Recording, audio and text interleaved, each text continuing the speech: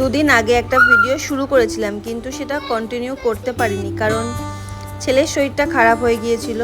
তো বৃহস্পতিবার দুপুরবেলা থেকে ছেলের জ্বর এসেছিল।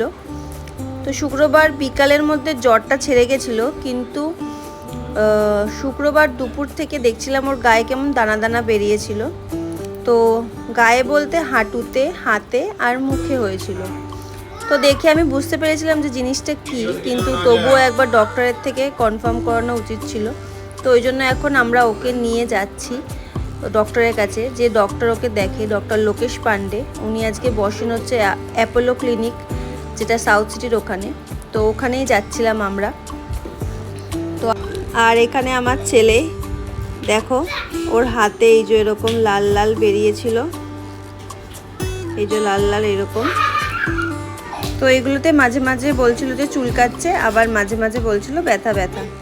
তো আমরা অ্যাপোলো ক্লিনিক সাউথ সিটির ওখানে যখন পৌঁছালাম, তো জানতে পারলাম যে লোকেশ পান্ডে যিনি আছেন উনি বসছেন না, আর এই মাসটাই নাকি পুরো উনি ওখানে বসবেন না। তো তাই আমরা আবার রিটার্ন আসলাম 3A বাস স্ট্যান্ড, ঠাকুরপুকুর। ওখানে একটা অ্যাপোলো ক্লিনিক আছে, ওখানে একটা ডক্টর দেখব, কোনো পেডিয়াট্রিক যদি থাকে তো ওনাকে দেখিয়ে নেব। তো গিয়ে জানতে পারলাম যে 11:30 নাগাদ ডক্টর দীপান্বিতা রয় বলে একজন পেডিয়াট্রিক আছে। তো আমরা ওই জন্য আর দেরি করলাম না, তো সঙ্গে সঙ্গে গিয়ে ওনার বিল করে নিলাম। তো এখনও উনি আসেননি, তো ওই জন্য আমরা ওয়েট করছি ওনার জন্য। আর এদিকে আমার ছেলে, সে তো কোথাও দুষ্টুমি ছাড়া বসে না, দুষ্টুমি করে যাচ্ছে। আর উনি এসে গেছিলেন, আরেকটা পেশেন্ট দেখছিলেন। তো আমার ছেলে উৎপাত করাতে ওকে বলা হয়েছিল যে দেখ ইঞ্জেকশন দিচ্ছে, আর ভাইটা কাঁদছে। তো ওই জন্য ও কান পেতে আর কি শুনছে যে কি বলছে, কান্না করছে নাকি আদেও ভাইটাকে ইঞ্জেকশন দিচ্ছে নাকি, সেগুলো এখন পরীক্ষা নিরীক্ষা করে নিচ্ছে। তো ডক্টর দেখানো হয়ে গেছে। তো উনি বললেন যে হ্যাঁ, এটা হ্যান্ড ফুট মাউথ ডিজিজ হয়েছে ওর। তো 10 দিন রেস্ট দিলেন, বললেন যে কোথাও স্কুলে টুলে পাঠানো যাবে না।